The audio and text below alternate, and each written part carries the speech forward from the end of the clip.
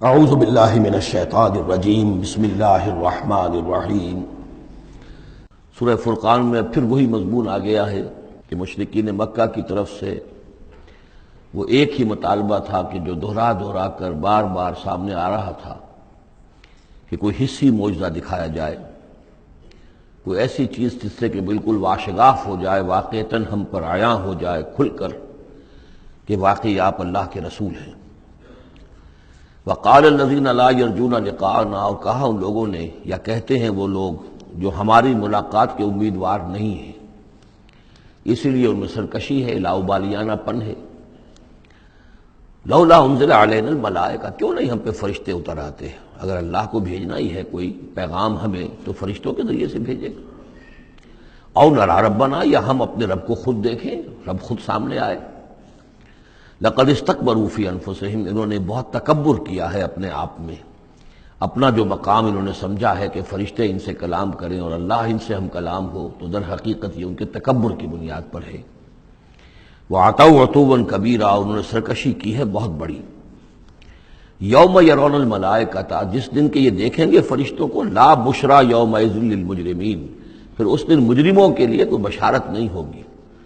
یعنی کہ قیامت کا دن ہوگا، فرشتے آئیں گے، سب چیز عیاں ہوگی، اللہ تعالیٰ بھی نزول جلال فرمائیں گے،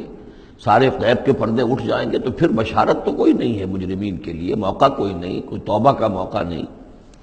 وَيَقُولُونَ حِجْرًا مَحْجُورًا، اور وہ کہیں گے کہ کوئی روک ہو، کسی طرح ہمیں بچایا جائے، کوئی روک ٹوک ہو جائے اس ساعت کو روکنے کے لیے۔ وَقَدِمْنَا إِلَىٰ مَا عَمِلُوا مِنْ عَمَلٍ، یہ تیسری مرتبہ وہ مضمون آ رہا ہے کہ بغیر حقیقی ایمان کے اگر نیکیاں دنیا میں کی جاتی ہیں اپنے ضمیر کو کچھ مطمئن کرنے کے لیے، اپنے دلوں کو دلاسا دینے کے لیے، تو ان کی کوئی حیثیت اللہ کے ہاں نہیں ہے۔ یہ سورہ ابراہیم میں بھی آ چکا ہے، اور پھر سورہ نور کے اندر ہم پڑھ چکے ہیں کہ سراب کی حیثیت رکھتی ہیں یہ نیکیاں ان کی، جیسے کہ پیاسا جو ہے وہ سمجھتا ہے کہ پانی ہے،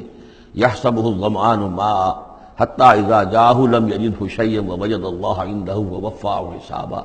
بس اللہ سریع الحساب۔ اور یہاں تیسری مرتبہ آ رہا ہے وَقَدِمْنَا إِلَىٰ مَا عَمِلُوا، ہم آگے بڑھیں گے ان کے اعمال کی طرف، ڈھیر لگے ہوں گے، ان کی نیکیاں ہیں، ان کی یہ خیرات ہے، یہ فاؤنڈیشن بنائی تھی، یہ یتیم خانہ کھولا تھا، یہ ہسپتال تھا، یہ تھا وہ تھا، یہ جو حاجی تھے ان کی خدمات تھیں۔ قدمنا الی ما عملوا، اور نقشہ ایسا کھینچا گیا ہے جیسے کہ کوئی آئے اور آگے آ کے ٹھوکر مارے، جیسے کہ فٹ بال کو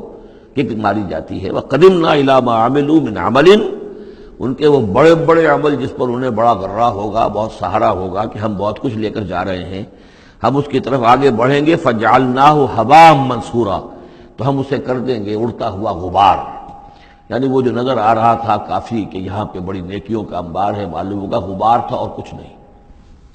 اسی کا وہاں نقشہ کھینچا گیا سورہ ابراہیم میں کہ جیسے ریت ہو، راکھ ہو، اور اس کے اوپر تیز آندھی آئے اور وہ ہوا ختم ہو جائے، کوئی اس کا وجود نہ رہے۔ یہ ہے حقیقت ان نیکیوں کی کہ جو حقیقی ایمان کے بغیر ہوتی ہے۔ نیکی صرف وہی ہے کہ جو اصل ایمان باللہ اور ایمان بالآخرت کے ساتھ ہو، اللہ کی رضا جوئی اور آخرت کی جزا کے سوا کوئی شے مطلوب نہ رہے، کسی درجے میں بھی کوئی اس کے ساتھ اور اپنا مطلوب اور کوئی مقصود شامل ہو گیا، شہرت شامل ہو گئی، یا کوئی اور کوئی لوگوں کے اندر ہر دل عزیزی حاصل کر کے مجھے کوئی الیکشن لڑنا ہے، پھر ان کا مجھے لیڈر اپنے آپ کو بنانا ہے، یا کوئی اور ان کے ووٹ لینے ہیں، کوئی شے بھی شامل اگر ہو گئی تو پھر یہ کہ اللہ کی میزان میں ان کا کوئی وزن نہیں، وہ غبار ہے جو اڑ جائے گا۔ وَقَدِمْنَا إِلَىٰ مَا عَمِلُوا مِنْ عَمَلٍ فَجَعَلْنَاهُ هَبَاءً مَنْثُورًا۔ اصحاب الجنت یومئذ خیر مستقرا واحسن مقیلا، جنت والے لوگ جو ہے وہ اس لوگ ہوں گے بہت اچھے ٹھکانوں میں، اور ان کا جو ہوگا دوپہر کے آرام کی جگہ بہت ہی عمدہ ہوگی، قیلولے کی جگہ۔ وَيَوْمَ تَشَقَّقُ السَّمَاءُ بِالْغَمَامِ، اور یہ ہے وہ قیامت کا نقشہ جس دن کے آسمان پھٹے گا اور کچھ بادلوں کی طرح کی کیفیت ہو جائے گی۔ وَنُزِّلَ الْمَلَائِكَةُ تَنزِيلًا، اور پھر فرشتوں کو اتارا جائے گا، فوج در فوج فرشتے نازل ہوں گے۔ الملک یومئذ الحق للرحمن، اس دن تو پھر بادشاہی اور اختیار گویا کہ بالکل علم نشرہ ہو جائے گا کہ صرف رحمان کے لیے ہے۔ آج تو کچھ پردے پڑے ہوئے ہیں، اس وقت بھی اختیار اسی کا ہے، لیکن کچھ پردے پڑے ہوئے، کچھ نظر آتا ہے کہ اس کے ہاتھ میں بھی اختیار ہے، اس کے پاس بھی طاقت ہے، لیکن اس روز معلوم ہوگا کہ الملک یومئذ للحق للرحمن وکان یوما علی الکافرین عسیرا، اور وہ دن کافروں پر بہت بھاری ہوگا۔ ویوم یعض الظالم علی یدیہ، اور وہ دن ہوگا کہ ظالم جو ہے، جو گناہ گار ہیں، مشرک ہیں، کافر ہیں، اللہ کے جو باغی تھے، وہ اپنے ہاتھوں کو کاٹیں گے اپنی جھنجھلاہٹ میں۔ یقول یا لیتنی اتخذت مع الرسول سبیلا، اور کہیں گے کاش کہ میں نے رسول کے ساتھ راستہ اختیار کیا ہوتا، رسول کے راستے پر چل رہا ہوتا، میں ان کا اتباع کرتا، ان کے ساتھیوں میں شامل ہو جاتا۔ یہی ہے وہ عض یعض، ہاتھوں کو کاٹنا، کہ جس کے لیے وہ میں نے حدیث جو آپ کو سنائی تھی کل کہ ملکن عاضًا، پہلا دور دور نبوت تھا، پھر دوسرا دور دور خلافت علی منہاج النبوہ، اور تیسرا دور حضور کی اس حدیث کی روح سے ہے ملکن عاضًا، کاٹ کھانے والی ملوکیت، ایسی ملوکیت جو ظالم ہوگی۔ یا ویلتا، وہ اس وقت کہے گا کافر کہ ہائے میری شامت، لیتنی لم اتخذ فلانا خلیلا، کاش کہ میں نے اس دن فلاں شخص کو اپنا دوست نہ بنایا ہوتا، میں نے دنیا میں فلاں شخص کو اپنا دوست نہ بنایا ہوتا، یعنی اس نے مجھے پھر ورغلایا، میرا تو دل کچھ کھلنے لگا تھا، مجھ پر حقیقت منکشف ہونے لگی تھی، میں تو کچھ مائل ہونے لگا تھا رسول کی طرف، لیکن فلاں میرے دوست نے مجھے پھر ورغلایا اور مجھے اس راستے سے واپس لے گئے۔ یا ویلتا لیتنی لم اتخذ فلانا خلیلا لقد اضلنی عن الذکر بعد اذ جاءنی، اس نے مجھے گمراہ کیا، بھٹکا دیا ذکر سے جبکہ وہ میرے پاس پہنچ گیا تھا۔ یعنی ذکر کا پہنچ جانا ایک تو یہ ہے کہ اللہ کے رسول نے مجھے سنا دیا، دوسری کہ میرے دل کے اندر بھی وہ اترنے لگا تھا، وہ مجھ تک پہنچ گیا تھا، میرے دل کے تاروں کو چھیڑنے لگا تھا، جیسے کہ کہا گیا ہے وَقُلْ لَهُمْ فِي أَنفُسِهِمْ قَوْلًا بَلِيغًا، اے نبی ایسی بات کہیے ان سے کہ جو ان کے اتر جائے، جو پہنچ جائے، ان کی روح کی گہرائیوں تک اس کی رسائی ہو جائے، وہ بات کہیے۔ تو یہ بات مجھ تک پہنچنے لگی تھی، لیکن اس نے مجھے گمراہ کر دیا۔ وَكَانَ الشَّيْطَانُ لِلْإِنسَانِ خَذُولًا، اور یقیناً شیطان جو ہے وہ انسان کو پھر دغا دینے والا ہے۔ وَقَالَ الرَّسُولُ يَا رَبِّ إِنَّ قَوْمِي اتَّخَذُوا هَٰذَا الْقُرْآنَ مَهْجُورًا، اور رسول نے کہا، فریاد کی، اے اللہ، اے میرے پروردگار، میری قوم نے اس قرآن کو ترک کر دیا ہے، اس کی طرف توجہ نہیں کر رہی ہے، اس کو سننے کے لیے تیار نہیں ہے۔ میں سنا رہا ہوں، ہر امکانی شکل میں نے اختیار کی ہے کہ سناؤں، لیکن یہ میری قوم جو ہے اس کی طرف متوجہ نہیں ہو رہی۔ یہ ہے وہ لفظ مہجوری جسے علامہ اقبال لے کر آئے ہیں، خار از مہجوری قرآن شدی، کہ اے امت مسلمہ تو جو ذلیل و خوار ہوئی ہے تو قرآن کو ترک کرنے کے باعث ہوئی ہے۔ جیسے کہ حضور نے فریاد کی، یا قیامت کے دن حضور فریاد کریں گے، یہ دونوں معنی اس کے ہو سکتے ہیں، لیکن اس وقت جو پیش نظر ہے، جو اس کی تعویل خاص ہے، وہ یہی ہے کہ حضور نے اس وقت فریاد کی کہ یہ میری قوم، یہ قریش، یہ میرے رشتہ دار بھائی بن سننے کو تیار نہیں ہے۔ یا رب ان قوم اتخذوا هذا القرآن مہجورا، ان کا جو قرآن مجید کو ترک کرنا تھا وہ تو تھا ڈھٹائی کے ساتھ کہ یہ اللہ کا کلام ہے ہی نہیں، یہ تو محمد نے اپنا گھڑ لیا ہے۔ لیکن یہ ہے کہ کوئی شخص اس کلام پر ایمان کا دعویٰ کرے، لیکن اس کی روش یہ ظاہر کر رہی ہو کہ وہ حقیقتاً ایمان نہیں رکھتا، وہ بھی اسی کے ذیل میں آ جائے گا۔ وہ کہتا تو ہوگا میں سمجھتا ہوں یہ اللہ کا کلام ہے، لیکن پڑھتا ہی نہیں، کہتا ہے کہ میں مانتا ہوں یہ اللہ کا کلام ہے، اس کو سمجھتا ہی نہیں،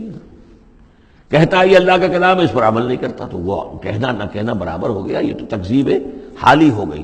چنانچہ اس آیت کے ذیل میں جو حاشیہ لکھا ہے مولانا شبیر احمد عثمانی رحمۃ اللہ علیہ نے، وہ میں آپ کو سنا دینا چاہتا ہوں۔ آیت میں اگرچہ مذکور صرف کافروں کا ہے، تاہم قرآن کی تصدیق نہ کرنا، اس میں تدبر نہ کرنا، اس پر عمل نہ کرنا،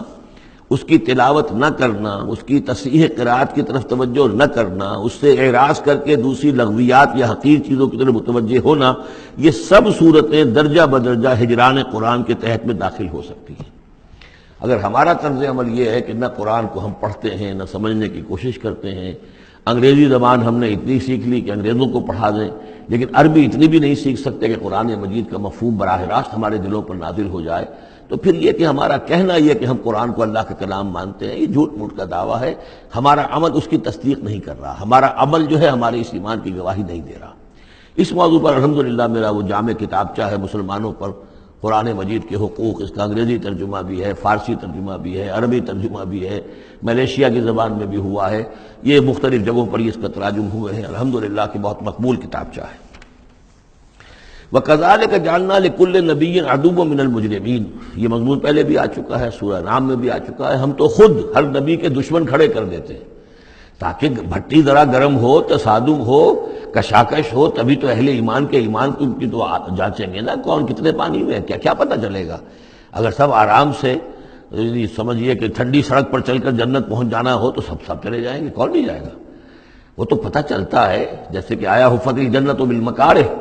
جنت کو تو اللہ تعالیٰ نے گھیر دیا ہے ان چیزوں سے جو انسان کو بہت ناپسند ہیں۔ تکلیفیں آتی ہیں، مصیبتیں آتی ہیں، وَلَنَبْلُوَنَّكُمْ بِشَيْءٍ مِّنَ الْخَوْفِ وَالْجُوعِ وَنَقْصٍ مِّنَ الْأَمْوَالِ وَالْأَنفُسِ وَالثَّمَرَاتِ، تو جنت والے تو اس سے ممیز ہوتے ہیں کہ واقعتاً یہ جنت کی قیمت ادا کرنے کو تیار ہیں۔ ان اللہ اشترى من المؤمنین انفسهم واموالهم بان لهم الجنہ، جنہ خریدنا چاہتے ہو تو تمہیں اپنے جان اور مال سب دینا ہوگا۔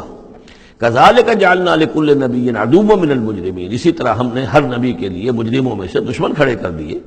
وکفیٰ بربک ہادیا ونصیرا، اور کافی ہے تیرا رب ہدایت دینے کے لیے، جو بھی ہدایت کا طالب ہوگا اللہ ہدایت دے گا اور اس کی مدد بھی کرے گا۔ صدق اللہ العظیم۔